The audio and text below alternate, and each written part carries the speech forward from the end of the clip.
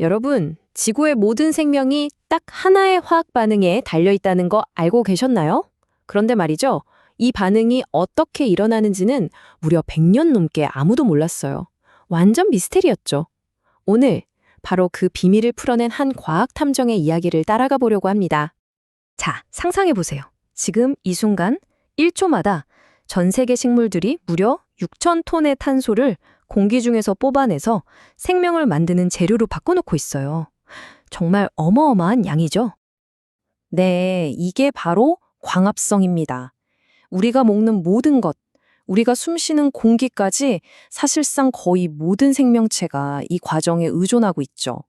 정말 생명의 필수 조건인데 어떻게 이게 가능한지는 진짜 오랫동안 아무도 몰랐다는 게 신기하지 않나요? 좋아요. 그럼 도대체 이 반응이 왜 이렇게까지 중요할까요?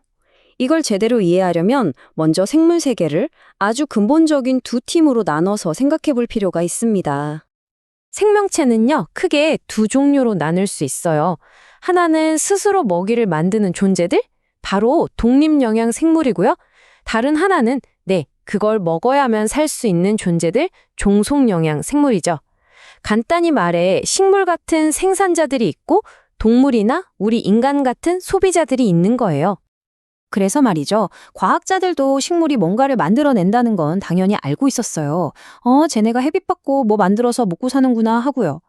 근데 그 뭔가를 어떻게 만드는지, 그 구체적인 레시피는 완전히 깜깜한 상자, 그러니까 블랙박스 안에 감춰져 있었던 거죠. 수많은 과학자들을 괴롭혔던 가장 큰 질문은 바로 이거였습니다. 대체 식물이 공기 중에서 이산화탄소 분자 하나를 딱 하고 잡았을 때 그 다음에 가장 처음에 무슨 일이 벌어지는 걸까? 이 첫 단추를 못 찾았던 거예요.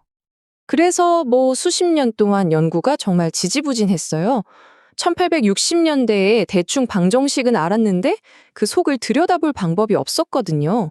그러다 1930년대쯤 되어서야 아주 중요한 사실 하나를 깨닫게 됩니다. 이 광합성이란 게 그냥 한 번에 쭉 일어나는 게 아니라 빛이 필요한 단계랑 빛이 없어도 되는 단계, 이렇게 두 단계로 나뉘는구나 하고 말이죠. 그리고 바로 이 두 번째 단계, 암반응이라고 불리는 이 부분에 우리가 찾던 미스터리의 핵심이 숨어 있었어요. 참고로 암반응이라고 해서 꼭 깜깜한 밤에만 일어나는 건 아니고요. 그냥 빛이 직접적으로 필요 없다는 뜻입니다. 바로 여기서 이산화탄소가 진짜 먹을 것으로 바뀌는 마법이 일어나거든요. 자, 이 오래된 미스터리를 해결하기 위해 드디어 우리의 탐정이 등장합니다. 이름은 멜빈 켈빈. 이 사람이 정말 기가 막힌 도구들을 가지고 이 사건을 파헤치기 시작하는데요. 과연 어떤 방법이었을까요? 그의 비밀 병기는 딱 두 가지였어요. 첫 번째는 방사성 탄소 14. 이건 뭐랄까, 탄소에다가 형광펜으로 딱 표시해 두는 거예요. 어디로 가는지 계속 따라갈 수 있게. 그리고 두 번째는 종이 크로마토그래피. 이건 범죄 현장에 있는 모든 증거물들을 하나하나 종류별로 쫙 늘어놓는 거라고 생각하시면 돼요. 이 두 가지를 가지고 정말 기발한 실험을 설계합니다. 보세요. 일단 미세조류한테 이 형광펜 칠한 이산화탄소를 아주 잠깐, 진짜 몇 초만 딱 줍니다. 그리고는 바로 뜨거운 알코올에 콸콸 부어서 모든 화약 반응을 그 자리에서 얼음 하고 멈춰버리는 거죠. 그런 다음 크로마토그래피로 세포 안에 있는 모든 물질들을 쫙 분리해서 어디서 형광펜 불빛이 반짝이는지 찾아내는 겁니다. 바로 그게 범인이죠. 이산화탄소가 변한 첫 번째 물질. 자, 이제 모든 준비는 끝났습니다. 과연 수십 년 동안 굳게 닫혀있던 그 블랙박스가 열리는 순간입니다. 뭐가 나왔을까요? 여러분 생각엔 어떠세요? 100년 동안이나 과학자들이 궁금해했던 그 첫 번째 물질, 이산화탄소는 과연 무엇으로 변했을까요? 그때까지만 해도 대부분의 과학자들은 이렇게 생각했어요. 이산화탄소가 탄수화물의 아주 기초적인 형태? 그러니까 설탕 비슷한 걸로 바로 바뀌지 않을까? 이게 가장 상식적인 추측이었죠. 그런데 켈빈의 실험 결과는 모두의 예상을 완전히 뒤엎었습니다. 거기서 나온 건 설탕 같은 게 아니었어요. 바로 잉글리세르산이라는 전혀 예상치 못한 물질이었습니다. 과학계가 발칵 뒤집혔죠. 왜 이게 그렇게 충격적이었냐면요. 이 잉글리세르 산이라는 녀석은 사실 뭔가를 만드는 과정이 아니라 반대로 우리가 음식을 먹고 에너지를 얻기 위해 당을 분해할 때 나오는 물질이었거든요. 완전 반대 과정의 중간 산물이었던 거예요.